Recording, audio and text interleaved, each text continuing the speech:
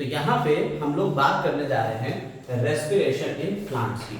Plants में respiration कैसे होता है, कौन कौन सी चीजें इन्वॉल्व होती हैं रेस्पिरेशन में, इन सब के बारे में डिटेल में डिस्कशन करने जा रहे हैं हम लोग। ठीक है, तो सबसे पहले रेस्पिरेशन क्या है। देखिए रेस्पिरेशन क्या होता है। रेस्पिरेशन वो प्रोसेस है जिसके थ्रू प्लांट्स जो है अपनी एनर्जी ले रहे हैं, प्लांट्स हो चाहे एनिमल, रेस्पिरेशन में ये एनर्जी को बनाने के लिए प्रोसेस होता है। एनर्जी कैसे बनेगी, आपने जो कुछ भी फूड लिया था या प्लांट्स को फूड है जो भी उसके पास स्टोर फूड है, वो अपने उस फूड को ब्रेक डाउन करेगा, ऑक्सीडेशन प्रोसेस करेगा और धीरे धीरे धीरे धीरे स्टेप बाय स्टेप उसमें से एनर्जी को रिलीज करता है, एटीपी। और वो एनर्जी एटीपी के फॉर्म में निकलेगी। एटीपी फाइनल प्रोडक्ट है, बीच में हो सकता है एनएडीपी निकले, एफएडीएच निकले। तो ये इस तरीके से स्टेप बाय स्टेप अपनी एनर्जी को बनाएगा। अच्छा, रेस्पिरेशन भी एक ऑक्सीडेशन प्रोसेस है ना, और कंबशन भी तो एक ऑक्सीडेशन प्रोसेस है, कंबशन। तो रेस्पिरेशन और कंबशन में क्या फर्क हो गया? सर रेस्पिरेशन में प्रोसेस होता है कंबशन यानी कि दहन, यानी किसी चीज का जलना, और रेस्पिरेशन मतलब श्वसन। ठीक है sir, respiration is the process in अगर बात करी जाए तो दोनों में ऑक्सीडेशन हो रहा है, यानी ऑक्सीजन इन्वॉल्व। भाई जलने में भी ऑक्सीजन इन्वॉल्व होती है और रेस्पिरेशन में भी अपनी का ऑक्सीजन इन्वॉल्व होती है। हालांकि कुछ रेस्पिरेशन ऐसे भी होते हैं जो एनारोबिक रेस्पिरेशन होते हैं, लेकिन अभी फिलहाल में हम एक छोटा सा डिफरेंस बता रहे हैं। देखिए आपने 10th क्लास में पढ़ा था, लेकिन थोड़ा सा इसको हम इलैबोरेट करेंगे 10th क्लास के साथ मिक्स करते हुए 11th और फिर आगे की तरफ बढ़ेंगे। देखिए रेस्पिरेशन जो होता है इसमें ब्रेक डाउन होता है फूड का या फूड पार्टिकल्स का या एनर्जी पार्टिकल्स का, जिससे हमें एनर्जी मिलने वाली है। लाइक अगर हम कहें कि ग्लूकोज है तो ग्लूकोज से एनर्जी मिलेगी, हमें फैट से एनर्जी मिलती है, हमें प्रोटीन से एनर्जी मिल रही है। तो इनका ब्रेक डाउन होता है एक साथ नहीं, स्टेप बाय स्टेप। यानी पहले अगर ग्लूकोज की बात करी जाए, हम यही पे बात करेंगे क्योंकि हम लोगों का मेन फोकस इस चैप्टर में ग्लूकोज पे ही रहेगा। फैटी एसिड या फैट्स और प्रोटीन्स को हम थोड़ा थोड़ा देखेंगे, लेकिन ग्लूकोज को मेनली देखेंगे। तो ग्लूकोज ब्रेक डाउन होगा ग्लूकोज 6 फॉस्फेट में। ग्लूकोज 6 फॉस्फेट जो होता है वो फ्रक्टोज 6 फॉस्फेट में बदल जाएगा। फ्रक्टोज 6 फॉस्फेट जो होता है फ्रक्टोज 1,6 बिस फॉस्फेट में बदलेगा, और इस तरह से स्टेप बाय स्टेप ये निकलेगा। और फिर ये दो पार्ट में टूट जाएगा, 1,3 बाइफॉस्फोग्लिसरॉल्डिहाइड और यहाँ डाइहाइड्रोक्सी एसीटोन फॉस्फेट। ठीक है, इस तरह से टूटता हुआ चला जाएगा स्टेप बाय स्टेप। इसे कहते हैं ग्लाइकोलिसिस। ये स्टेप, इसमें क्या होता है बीच बीच में हमें कहीं कहीं पे एनर्जी भी देखने को मिलती है कि एनर्जी रिलीज हो रही है, और कहीं कहीं पे एनर्जी इन्वॉल्व भी हो रही होती है टूटने में। नेट में हमें इससे एनर्जी मिलती है, एटीपी मिल जाता है और NADPH2 और यहाँ NADP की जगह NAD मिलता है, NADH2 या NAD2H ये मिल जाता है। ठीक है, या इसी को हम ऐसे भी लिख सकते हैं NADH प्लस H प्लस, ऐसे लिख सकते हैं। तो व्हाटएवर इट इज, आपको एटीपी मिल रहा है और ये भी फाइनली कन्वर्ट हो जाता है एटीपी में। एटीपी इज एनर्जी करेंसी, तो आपको एनर्जी मिल रही है यार, यही तो चीज है रेस्पिरेशन में। लेकिन अगर आप किसी चीज को जला रहे हो, कार्बोहाइड्रेट को ही आप जला रहे हो, मान लो कागज जलाया, कागज क्या है, कार्बोहाइड्रेट ही तो है। ठीक है, कागज सेलुलोज नहीं तो बना होता है, कागज को आपने जला दिया। जब आप कागज को जलाते हो तो क्या होगा, अचानक से सारी एनर्जी निकल जाती है। आपने लेकिन खाना खाया, एनर्जी धीरे धीरे ब्रेक डाउन हो रही है, ये फूड धीरे धीरे ब्रेक डाउन हो रहा है, आपको धीरे धीरे एनर्जी मिल रही है, यानी कंटिन्यू आपको एनर्जी मिलती रहेगी। कागज जलाने के बाद आपको कुछ ही देर एनर्जी मिलेगी और खत्म हो जाएगी, यानी ये सिंगल स्टेप प्रोसेस होता है और ये एक मल्टी स्टेप प्रोसेस है। ये आउटसाइड द सेल होगा, किसी सेल के बाहर होगा, और ये किसी सेल के अंदर होगा, इनसाइड द सेल होगा। समझ में आ रही है बात नहीं? तो रेस्पिरेशन और कंबशन में समझ में आ गई बात।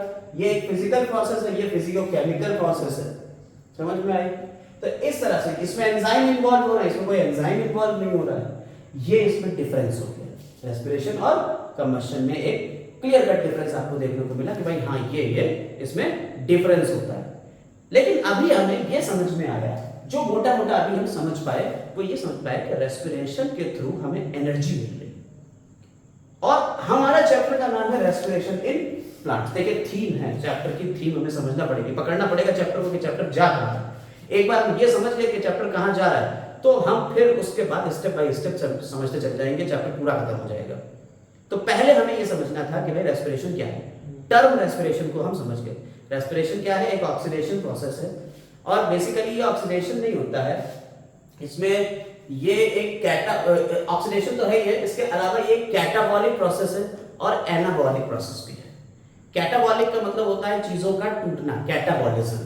देखिए आपने मेटाबॉलिज्म टर्म पढ़ा है, मेटाबॉलिज्म, इस टर्म को आप जानते हैं। मेटाबॉलिज्म दो टर्म से मिलकर बना हुआ है, कैटाबॉलिज्म, कैटाबॉलिज्म यानी कि अपचय यानी टूटना, और एनाबॉलिज्म, एनाबॉलिज्म यानी उपचय यानी बनना। जैसे आपने खाना खाया, जब आप खाना खाते हो तो आप सेलुलोज लिया, सेलुलोज तो आप डाइजेस्ट नहीं करते हो, आप स्टार्च ले लो। आपने स्टार्च लिया और स्टार्च ब्रेक डाउन होते हुए कहां पहुंचा? टूटते टूटते स्टार्च से बन गया ग्लूकोज। डाइजेशन में यही तो होता है। तो ये क्या हुआ? बड़ी चीज से छोटी चीज बन गई, डिस्ट्रक्टिव, टूटना। टूटने को क्या कहते हैं? कैटाबॉलिज्म। और अगर ग्लूकोज से जुड़ते जुड़ते स्टार्च मिल जाए तो ये क्या हो जाती है? एनाबॉलिज्म, यानी कि चीजों का टूटना और जुड़ना। ये अगर एक साथ हो रहा है तो उसे मेटाबॉलिज्म कहते हैं। तो ये कैटाबॉलिज्म और एनाबॉलिज्म समझ में आ गया? कोई दिक्कत इसमें नहीं। रेस्पिरेशन भी दोनों से मिलकर बना होता है, इसमें कैटाबॉलिज्म भी होता है और एनाबॉलिज्म होता है। तो इसीलिए इसे एम्फीबोलिक पाथवे कहते हैं। इसे क्या कहते हैं? एम्फीबोलिक। एम्फीबोलिक। आपको लेकिन अभी यहां दिखा कि साहब ग्लूकोज को तो आपने तोड़ा था, धीरे धीरे आप तोड़ते चले जा रहे थे, और आप कह रहे हो कि साहब कैटाबॉलिज्म नहीं होती, एनाबॉलिज्म भी होती है। ये तो तोड़ना मतलब कैटाबॉलिज्म हुआ, ग्लूकोज धीरे धीरे टूटता चला गया, कैटाबॉलिज्म हो गई। लेकिन आप कह रहे हो कि साहब एनाबॉलिज्म भी होती है, ये क्या होती है? तो इसमें क्या होता है, बीच में जो स्टेप कभी कभी इंटरमीडिएट स्टेप होते हैं, इनसे वापस अगर कोई चीज चाहिए होती है तो यहां से डायरेक्ट उठा ली जाती है और दोबारा से वो चीज बनाई जा सकती है। तो इसलिए ये एक एनाबॉलिक प्रोसेस कहलाता है। कैटाबॉलिक ही नहीं है, ये एनाबॉलिक प्रोसेस भी है, इसलिए इसे एम्फीबोलिक पाथवे कहते हैं। सबको सर डीएच, ठीक है। एम्फीबॉलिक पाथवे का मतलब समझ आया? हाँ सर, अगर ये दोनों कर सकते हैं, जिसमें कैटाबॉलिज्म भी हो एनाबॉलिक और एनाबॉलिज्म भी हो, यानी टोटल मेटाबॉलिज्म चल रही हो, तब उसे एम्फीबॉलिक पाथवे कहें। और रेस्पिरेशन एक एम्फीबॉलिक पाथवे ही है। अब एक चीज और समझते हैं कि चैप्टर में हमें कैसे कैसे इसको पढ़ना है। इस चैप्टर में हमें पढ़ना कैसे है इसको, इस बारे में थोड़ी सी जानकारी लेंगे।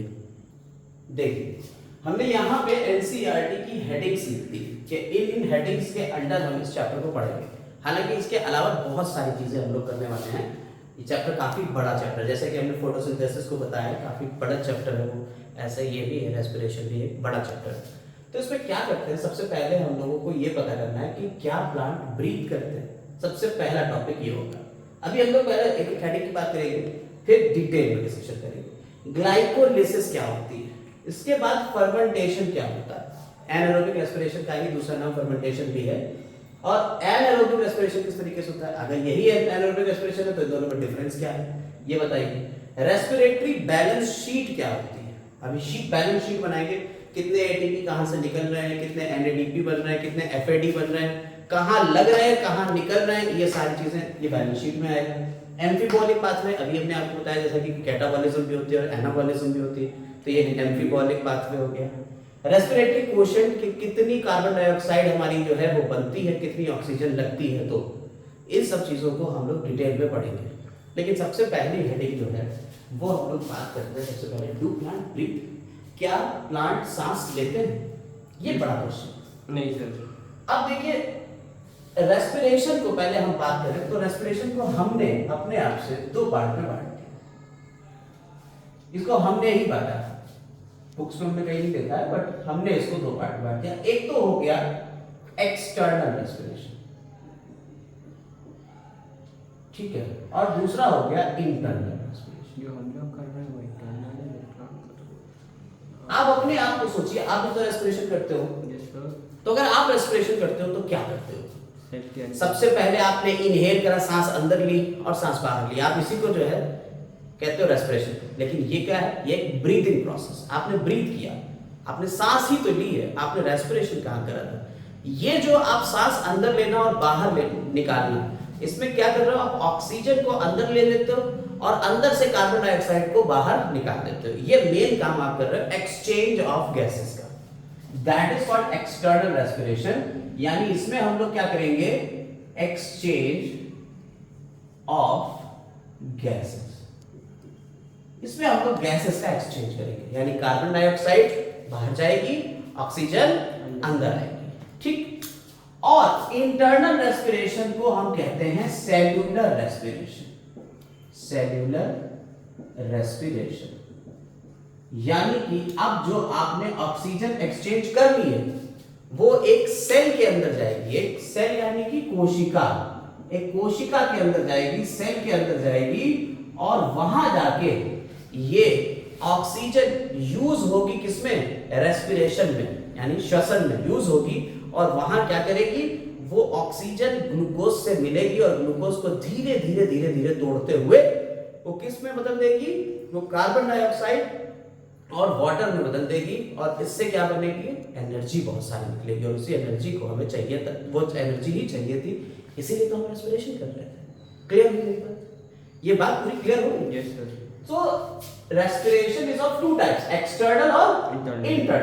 अगर external respiration की बात करें बाह्य श्वसन की, यानी सिर्फ जो बाहर बाहर हो रहा है, that means उसमें क्या हो रहा है? exchange of gases हो रहा है और उसी को हम क्या कह सकते हैं? breathing। वही क्या है? breathing। अब क्वेश्चन आता है, क्या प्लांट्स यानी पौधे सांस लेते हैं, ब्रीथ करते हैं? रेस्पायर करते हैं। सांस लेते हैं भाई, ब्रीथ करते हैं, यानी एक्सचेंज ऑफ गैसेस करते हैं। अरे बिल्कुल करते हैं यार। प्लांट्स के पास तीन चीजें होती हैं। तो रेस्पायर नहीं कर नहीं सकते। रेस्पिरेशन तो कर ही रहे हैं। रेस्पिरेशन का एक प्रोसेस जो एक्सटर्नल वाला है उसको आप देखिए ना, तो आपने कहा कि साहब एक प्लांट है हमारे पास, उसमें तीन चीजें मिली। ये जड़ हो गई, ठीक। इसके बाद इसमें ये आ गया तना और इसी में लगी होती हैं पत्तियां, यानी रूट, स्टेम और लीफ। ये तीन पार्ट होते हैं। ये हो गई रूट्स, ये हो गया स्टेम और ये हो गई लीफ। अगर इन तीनों को देखें तो जैसे आपके पास तो एक बहुत बड़ा ऑर्गन है, जैसे कि आप फेफड़े कह रहे हो और लंग्स कह रहे हो। आपने सांस ली और वो लंग्स में चली गई और उस लंग्स से किसमें मिल गई? ब्लड में मिल गई ऑक्सीजन, और ये ऑक्सीजन पूरी बॉडी में चली जाएगी, यानी ब्लड में जाएगा। क्या पेड़ों के पास ऐसा कोई सिस्टम है कि वो ब्लड वगैरह चला रहे हैं? नहीं, उसमें पेड़ों में तो ऐसा कुछ नहीं होता है। तो पेड़ क्या करते हैं? अपनी अपने पार्ट्स में डायरेक्ट डिफ्यूजन के थ्रू या एक्सचेंज कर लेते किसी दूसरे तरीके से गैसों का एक्सचेंज करते हैं। तो प्लांट्स भी ब्रीथ करते हैं। अगर लीफ की बात करी जाए तो लीफ स्टोमेटा के थ्रू करता है एक्सचेंज ऑफ गैसेस। आपने स्टोमेटा पढ़ा है। स्टोमेटा का स्ट्रक्चर कुछ इस तरीके से आपने पढ़ा है। गार्ड सेल्स होती है, ठीक है, ये हम बता भी चुके हैं आपको कि ये गार्ड सेल्स होती है और आसपास एसेसरी सेल्स होती है। ये स्टोमेटा का स्ट्रक्चर आप पढ़ के आए हैं।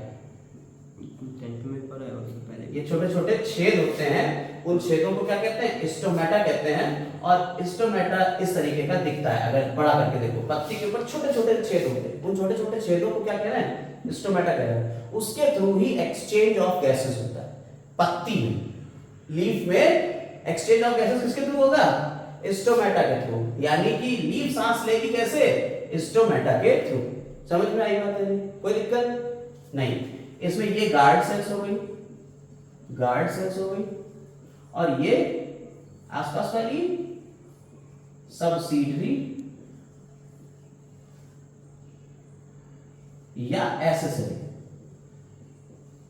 सेल्स हो गई, एसेसरी सेल्स। तो ये एसेसरी सेल्स हो गई जो आसपास हो गई, ठीक। कोई दिक्कत? ये एक स्टोमेटा का स्ट्रक्चर है, डाइकॉट स्टोमेटा। मोनोकॉट में ये गार्ड सेल्स किस शेप की होती हैं? Dumbbell shape. याद करिए, मोनोकॉट में कैसी होती है? Dumbbell shape. स्टेम में यही काम छोटे छोटे छेदों के द्वारा होगा, और ये छोटे छोटे छेद जो हैं इन्हें लेंटिकल्स कहते हैं या लेंटिसेल्स कहते हैं।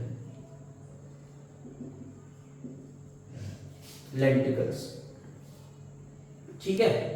ये इनके थ्रू एक्सचेंज ऑफ गैसेस करेंगे स्टेप। और रूट में यहाँ पे रूट में साफ कहाँ से हो जाएगा, रूट में यहाँ पे आपकी ये जमीन है, मिट्टी छोटे छोटे कणों से यानी पार्टिकल्स से मिलकर बनी हुई है। Yes sir. और ये जो छोटे छोटे पार्टिकल्स हैं, इन पार्टिकल्स में बीच बीच में हवा भरी रहती है, ट्रैप रहती है। और उस ट्रैप एयर को डायरेक्ट डिफ्यूजन कहते हैं। डायरेक्ट उसमें क्या होगा, डिफ्यूजन होगा, विसरण, यानी movement of molecule from higher concentration to lower concentration, diffusion के through exchange of gases. Question आपसे। अब एक मिनट, आपको समझ लिया कि रूट, स्टेम और लीफ तीनों में एक्सचेंज ऑफ गैसेस कैसे हो रहा है, यानी कि एक्सटर्नल रेस्पिरेशन कैसे हो रहा है। एक्सटर्नल रेस्पिरेशन का मतलब क्या होगा, ब्रीथिंग, यानी श्वसन, किस तरीके से सांस लेना है और सांस बाहर निकालना, सिर्फ इतनी बात हो। रूट्स में डिफ्यूजन के द्वारा, स्टेम में लेंटिकल्स के द्वारा और लीफ में स्टोमेटा के थ्रू। कोई दिक्कत जरा सी भी नहीं, ठीक। ये तो बात पता चल गई कि भाई सांस लेते हैं प्लांट्स भी, और जैसे हम लोग ले रहे हैं ऐसे प्लांट्स भी, ठीक है। हम लोग जो है, हमारे पास पूरा एक सिस्टम है, नाक है यानी एक्सटर्नल नॉस्ट्रिल्स है, फिर नेजल चेंबर है, फिर अंदर जाएंगे इंटरनल नॉस्ट्रिल्स आएगा, फिर फेरिंग्स आएगा, फिर लैरिंग्स आएगा, फिर ट्रैकिया आएगा, primary bronchi, secondary bronchi, tertiary bronchi, terminal bronchi, bronchioles, फिर एल्वियोलर डक्ट और लास्ट में एल्वियोली। और alveoli is the exchange of site of exchange of gases, यही तो होता है। लेकिन ये प्लांट्स की बात हम लोग कर रहे हैं, तो प्लांट्स में हो गया इस तरीके से। तो अब हम लोग अगले स्टेप पे आते हैं। भाई ऑक्सीजन चली गई है, अब हम लोग अगले स्टेप पे आते हैं कि फिर इंटरनल रेस्पिरेशन क्या होता है ना। इंटरनल रेस्पिरेशन क्या होता है, इसको समझिए। अब जो आपकी ऑक्सीजन थी वो कहां तक पहुंच गई, एक सेल के पास तक पहुंच गई, माइटोकॉन्ड्रिया। हाँ, अब जरा आप इस सेल पे आइए। इस सेल के अंदर एक हम ये सेल बना दे रहे हैं। इस सेल के अंदर यहां पे जीव द्रव्य यानी कि साइटोप्लाज्म होगा, साइटोप्लाज्म, कोशिका द्रव्य। जीव द्रव्य होता है प्रोटोप्लाज्म, साइटोप्लाज्म कोशिका द्रव्य, कोशिका द्रव्य, ठीक है। तो कोशिका द्रव्य क्या है तुम्हारा, साइटोप्लाज्म, लिक्विड है। इस साइटोप्लाज्म के अंदर सेल ऑर्गेनेल्स होते हैं, बहुत सारे कोशिकाएं यानी सेल ऑर्गेनेल्स होंगे, जिसमें एक नाम आता है माइटोकॉन्ड्रिया। अब जरा ध्यान से देखना, पॉइंट को बहुत ध्यान से समझना। हम पूरा बेसिक बता देंगे, यहाँ पे पूरा रेस्पिरेशन का बेसिक एक एक पॉइंट समझा देंगे, हर हेडिंग को डिस्कस करते चले जाएंगे, लेकिन पूरा डिटेल में हर हेडिंग एक के बाद एक अगले वीडियोस में आती रहेगी, ठीक है। अब जरा पहले समझिए कि ये आपका साइटोप्लाज्म है। इस साइटोप्लाज्म में सेल के अंदर हो सकता है प्रोटीन, ठीक है, हो सकता है फैट, या हो सकता है कार्बोहाइड्रेट। और आपको पता है इन तीनों से हमें एनर्जी मिल सकती है। ये तीनों एनर्जी के मॉलिक्यूल्स हैं भाई साहब, इन तीनों से एनर्जी मिल सकती है, समझ में आएगा। अब रेस्पिरेशन कौन सा होगा, दो तरीके का हो जाता है, इनके बेसिस पे कि कौन सी चीज टूट रही है। अच्छा, इसमें जी एरोबिक में भी टाइप रेस्पिरेशन को ये बता रहे हैं अभी। रेस्पिरेशन का एक टाइप हमने आपको बताया, एक तरीके से हमने कह दिया एक्सटर्नल और इंटरनल रेस्पिरेशन होता है, दो पार्ट में। ये देखेंगे किधर हो रहा है, बाहर हो रहा है कि अंदर हो रहा है। सेल के अंदर है तो इंटरनल रेस्पिरेशन, सेल के बाहर हो रहा है तो एक्सचेंज ऑफ गैसेस है, उसे एक्सटर्नल रेस्पिरेशन कहते हैं। अब एक और तरीके से हम क्लासिफाई कर रहे हैं रेस्पिरेशन को, फिर बांट रहे हैं। कैसे बांटेंगे, इस बेसिस पे कि कौन सी चीज टूट रही है, कौन सी चीज से एनर्जी मिल रही है। तो ये दो तरीके का होता है, फ्लोटिंग और प्रोटोप्लाज्मिक। अगर प्रोटीन से एनर्जी मिल रही है, अगर प्रोटीन का ऑक्सीडेशन हो रहा है, भाई रेस्पिरेशन में हमने आपको बताया ऑक्सीडेशन प्रोसेस है, अगर प्रोटीन का ऑक्सीडेशन हो रहा है then it is called protoplasmic respiration. If fat और carbohydrates oxidise then it is called floating respiration. समझ में आई बात या नहीं? ये फ्लोटिंग रेस्पिरेशन कौन सा होता है, जब फैट या कार्बोहाइड्रेट ऑक्सीडाइज हो। और प्रोटोप्लाज्मिक कौन सा होता है, जब प्रोटीन हो, प्रोटीन को ऑक्सीडाइज करेंगे और उससे एनर्जी निकालेंगे। क्लियर हो गई बात? Yes sir. जरा सी भी कोई दिक्कत इसमें नहीं सर। नहीं, ठीक। अब आगे बढ़ते हैं। हम यहाँ पे इस चैप्टर में सिर्फ और सिर्फ कार्बोहाइड्रेट को फोकस करेंगे मेनली। लास्ट में हम ये प्रोटीन के बारे में और थोड़ा सा फैट के बारे में भी बताएंगे, थोड़ा सा बताएंगे कि फैट में बीटा ऑक्सीडेशन होता है, प्रोटीन भी टूटता है, अमीनो एसिड बना लेता है, फिर वो कहां से जोड़ते हैं लास्ट में जोड़ देंगे, लास्ट में थोड़ा सा है, लेकिन मेन क्या है कार्बोहाइड्रेट। और कार्बोहाइड्रेट में भी मेन कौन सा है ग्लूकोज। तो हम लोग ग्लूकोज के रेस्पिरेशन की बात करने जा रहे हैं, यानी ग्लूकोज से किस तरीके से एनर्जी मिलेगी हम इसकी बात करने जा रहे हैं। ठीक, इस चैप्टर में यही होगा, मेनली यही चलेगा, पूरे चैप्टर में यही चलेगा। ठीक, अगर ये समझ गए तो फिर तो प्रोटीन और फैट को समझना बिल्कुल बच्चों खेल है, मेन चीज है ग्लूकोज वाला समझना। तो सबसे पहले होता क्या है, ग्लूकोज को तोड़ा, बिना ऑक्सीजन का यूज किए ग्लूकोज को 10 स्टेप में तोड़ा जाएगा। 10 स्टेप का एक प्रोसेस है जिसे कहते हैं ग्लाइकोलिसिस। और इस ग्लाइकोलिसिस प्रोसेस के थ्रू ग्लूकोज को धीरे धीरे स्टेप बाय स्टेप, जैसे अभी हमने आपको पीछे लिख के दिखाया था, सबसे पहले ग्लूकोज था, ग्लूकोज 6 फॉस्फेट में टूटा था, फिर ग्लूकोज 6 फॉस्फेट से फ्रक्टोज 6 फॉस्फेट बने थे, फ्रक्टोज 6 फॉस्फेट से फ्रक्टोज 1,6 बाइफॉस्फेट। अगर आप पीछे भी वीडियो करेंगे तो आपको वहां दिखेगा कि यहां पे हमने ग्लूकोज को तोड़ते हुए स्टेप बाय स्टेप तोड़ा था।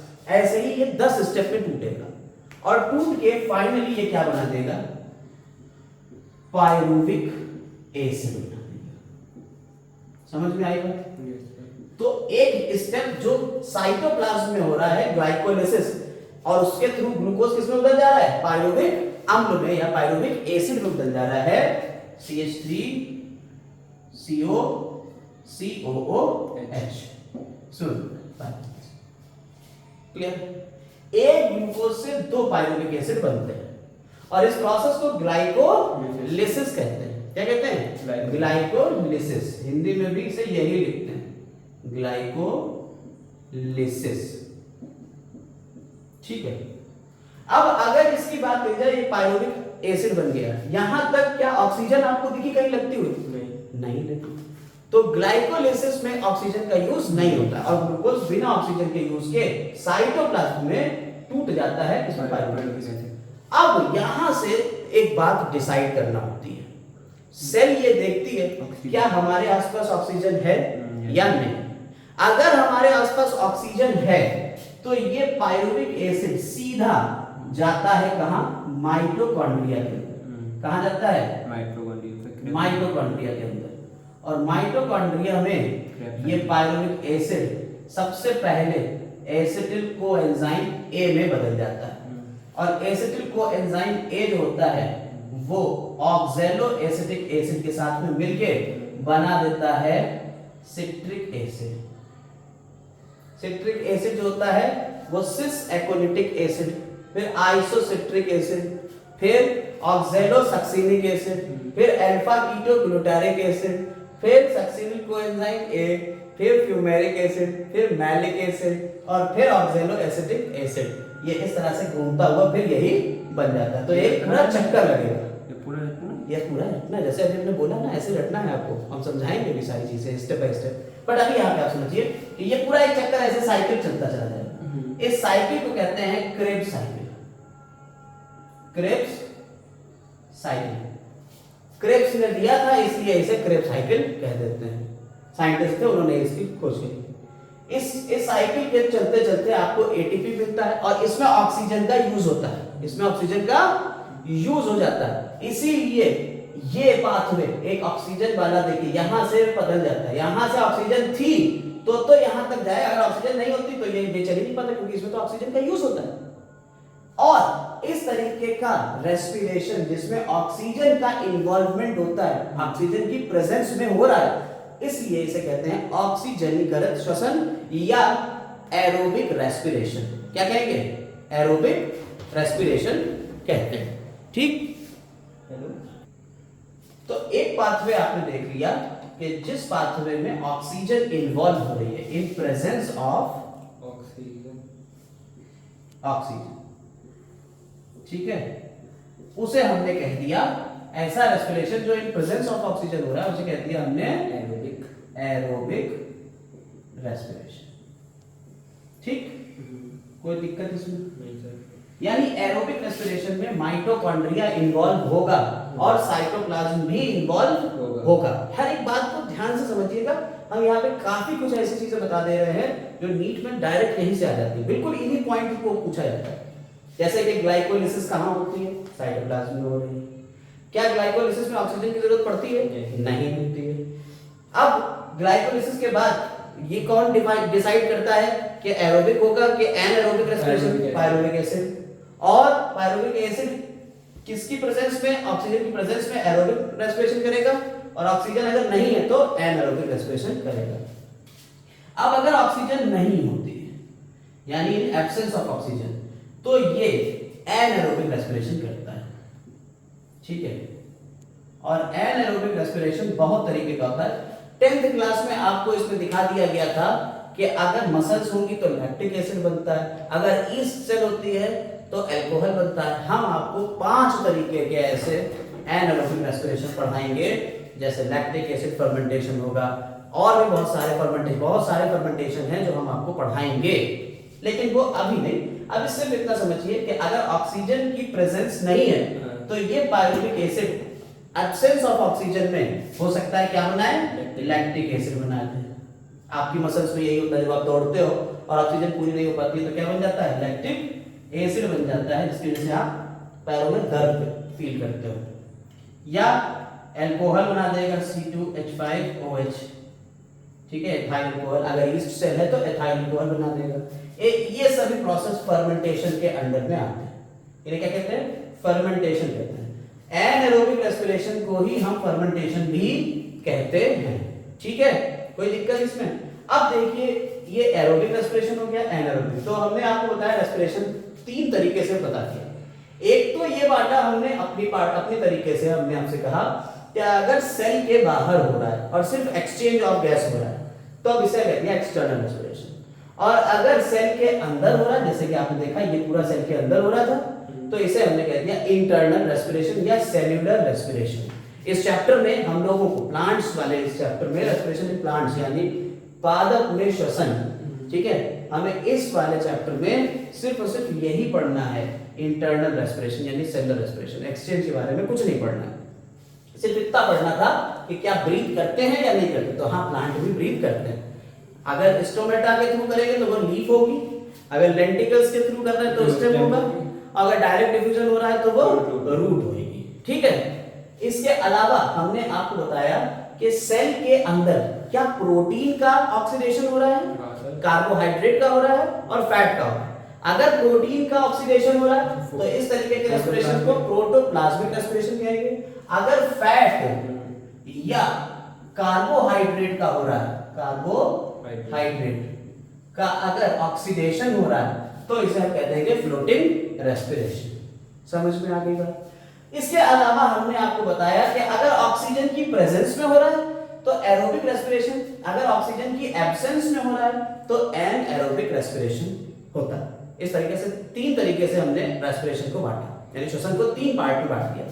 क्लासिफाई करना है 3 तरीके से, ऑक्सीजन के आधार पर तो एरोबिक और एनाएरोबिक, सबस्ट्रेट के आधार पर कौन सा सबस्ट्रेट लग रहा है, किसको तोड़ रहे हैं, प्रोटीन को तोड़ रहे हैं तो प्रोटोप्लाज्मिक, कार्बोहाइड्रेट और फैट को तोड़ रहे हैं तो फ्लोटिंग।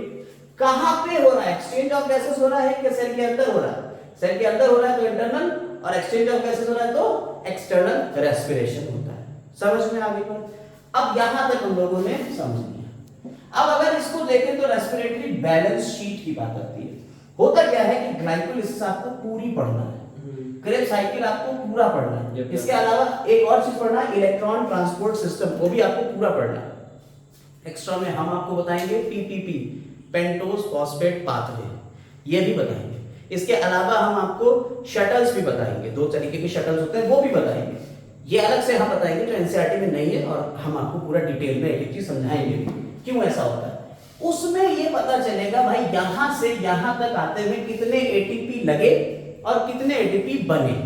भाई कहीं पे हमें एटीपी देना पड़ेगा तो मॉलिक्यूल टूटेगा, और कहीं पे मॉलिक्यूल टूटेगा तो एटीपी बन जाएगा। NADP बन जाएगा, FAD बन जाएगा। तो कितने बनेंगे और कितने टूटेंगे? 2 या 8। ये बता दिया था हमने, आपको बताया था टोटल आपको 36 ATP मिलते हैं, 10th क्लास में बताया था। टोटल 36 ATP मिलते हैं या 38 भी मिलते हैं, वो शटल के ऊपर बेस करता है। 36 या 38, आपके लेटेस्ट बुक पे 38 ही चल रहा है। इसके अलावा ग्लाइकोलिसिस में 8 ATP बनते हैं, जिसमें से 2 तो नेट ATP होते हैं और फिर NADPH बनते हैं। ये कितने बनते हैं? NADH बनते हैं आपके 2, जिससे आपके 6 ATP बन जाते हैं। वो सारी बातें हैं, यही सारी चीजें कहलाती हैं बैलेंस शीट, कि कितने ATP कहां बन रहे हैं। ये सारी पूरी लेखा जोखा हम लोग पढ़ेंगे, क्योंकि पूरा डिटेल में पढ़ेंगे तो हर एक लेखा जोखा पढ़ेंगे, इसे कहते हैं बैलेंस शीट। सारा हिसाब किताब करेंगे। इसके अलावा हमने आपको ये बता ही दिया कि ये एक एम्फीबॉलिक पाथवे होता है, जिसमें कैटाबॉलिक और एनाबॉलिक दोनों चीजें चलेंगी। यानी कि ग्लूकोज धीरे धीरे देखिए टूट भी रहा है और कहीं कहीं से जैसे अल्फा कीटोग्लूटारिक एसिड से वापस प्रोटीन बन जाता है, अमीनो एसिड बन जाता है। तो क्या होगा, यहां से चीजें बन भी रही और चीजें टूट भी रही। इस तरीके का पाथवे क्या कहलाता है? कैटाबॉलिक और एनाबॉलिक दोनों हो रहे हैं, एम्फीबॉलिक पाथवे कहलाता है। इसके अलावा रेस्पिरेटरी क्वेश्चन क्या होता है? रेस्पिरेटरी क्वेश्चन होता है, जैसे हमने कहा कि कितनी ऑक्सीजन लगी और कितनी कार्बन डाइऑक्साइड बनी। ये जो रेशियो है, this is called respiratory quotient. तो ये कहलाता है रेस्पिरेटरी क्वोशंट। और रेस्पिरेटरी क्वोशंट अलग अलग चीजों का अलग अलग, जैसे प्रोटीन के लिए अगर लेंगे तो उसके लिए कितनी ऑक्सीजन लग रही है, फैट के लिए कितनी ऑक्सीजन लग रही है, कार्बोहाइड्रेट के लिए कितनी ऑक्सीजन लग रही है। तो कहीं ये 0.7 से 0.9 होता है, कहीं ये 1 होता है, कहीं ये 4 होता है, ठीक है, कहीं ये डायरेक्ट जो है वो 0 भी हो जाता है, कहीं इनफाइनाइट भी हो जाता है। तो ये सारी चीजें हम आपको बताएंगे कि रेस्पिरेटरी क्वोशंट कैसे कैसे ये कहीं 0 और 1 और ये सारे डिजिट्स आ रहे हैं, ऐसा क्यों हो रहा है, इन सब के ऊपर भी चर्चा करेंगे।